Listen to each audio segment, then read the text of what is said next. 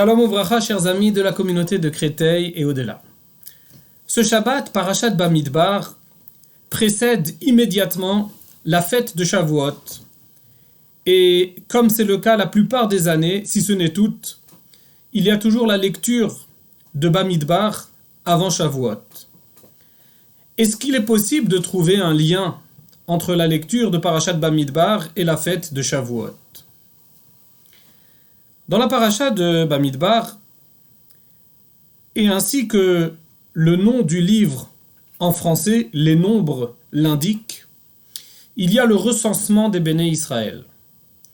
On va compter, recenser chacune des tribus d'Israël en nous donnant précisément le nombre de personnes depuis l'âge de 20 ans qui composent cette tribu, jusqu'à arriver au chiffre environ de 600 000, 603 550 exactement.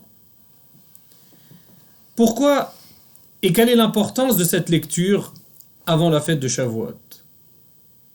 D'autant plus que le deuxième verset de la paracha, celui qui présente le recensement, ne dit pas que vous allez compter les Béné Israël, mais c'est où est Rosh Béné Israël. Littéralement, cela signifie élever la tête des Béné Israël. Bien sûr, cela a le sens de compter, cela a le sens de recenser, mais pourquoi il y a ici le choix de ce vocable, de ce terme, de ce verbe, pour désigner le recensement et le compte des Béné Israël?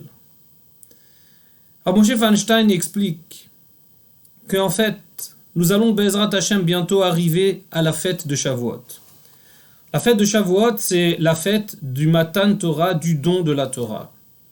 Akadosh Baruch Hu nous a octroyé du plus beau des cadeaux, celui de la Torah. Et nous manifestons à travers notre attachement à Akadosh Baruch Hu, notre étude de cette Torah, notre accomplissement des mitzvot, eh bien nous montrons que nous sommes attachés à cette Torah. Mais là, malheureusement, il arrive parfois que le Yetzer Hara, le mauvais penchant, instille dans notre esprit un découragement.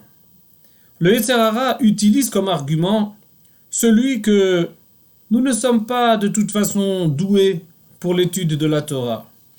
Avec les occupations que nous avons, avec les préoccupations qui sont les nôtres, nous ne pouvons pas toujours nous adonner de la meilleure manière que ce soit à l'étude.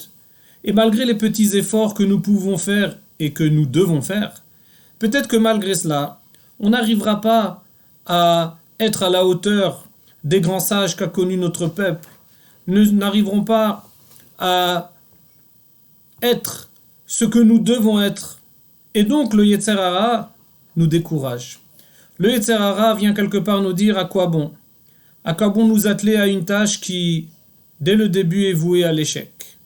À quoi bon nous accrocher à cette étude alors qu'avec tous les efforts que nous pouvons et que nous devons fournir, nous n'arriverons pas? Et donc le Yetzer Hara essaye de nous dissuader, essaye de nous décourager, que nous désespérions de pouvoir continuer.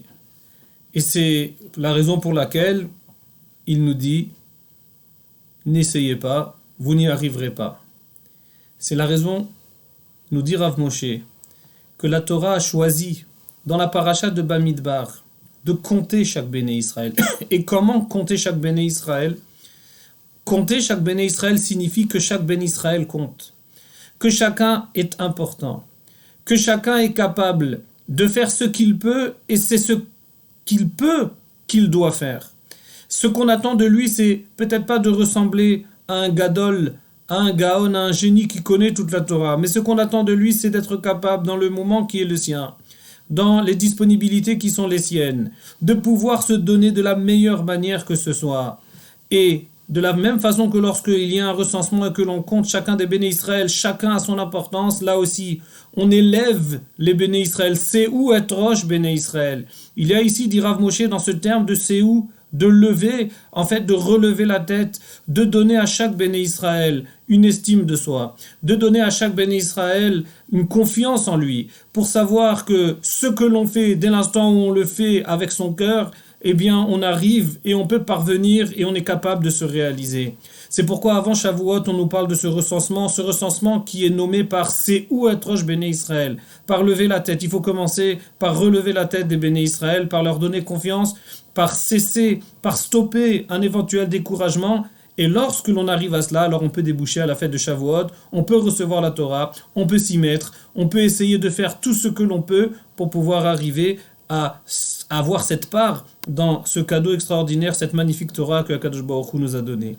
Dieu merci, dans notre belle ville de Créteil, dans notre communauté, il y a combien d'endroits, de synagogues, de Baté Midrash où on organise, où on utilise ce moment de Shavuot pour une veillée le soir de Shavuot, cette année donc Motzei Shabbat à l'issue de Shabbat.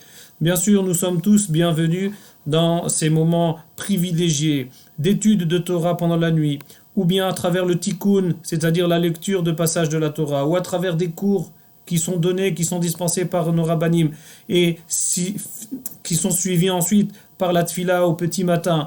Ce sont des moments où nous sommes tous invités, bien sûr, à participer. Sachons que nous sommes tous capables. C'est où être Rosh Béné Israël. Nous devons relever la tête, nous devons nous convaincre que nous sommes à la hauteur, nous devons nous convaincre, nous sommes persuadés que nous pouvons y arriver, et avec cela, Akadosh Baruch Hu regarde, comme je le dis souvent, les efforts de tout un chacun et nous accorde les meilleurs berachot. Je nous souhaite Shabbat Shalom Umevorach, ainsi que Hag Sameach, avec Zeman Matan Toratenu, ce moment où nous recevons la Torah, et bien que ce soit un moment que Akadosh Baruch Hu nous permette d'y arriver, les Moadim, Abaim Alenu Likratenu, les Shalom, que Akadosh Baruch Hu puisse nous permettre d'y arriver et de comprendre, de vivre ces moments extraordinaires de Shabbat suivis de notre belle fête de Shavuot.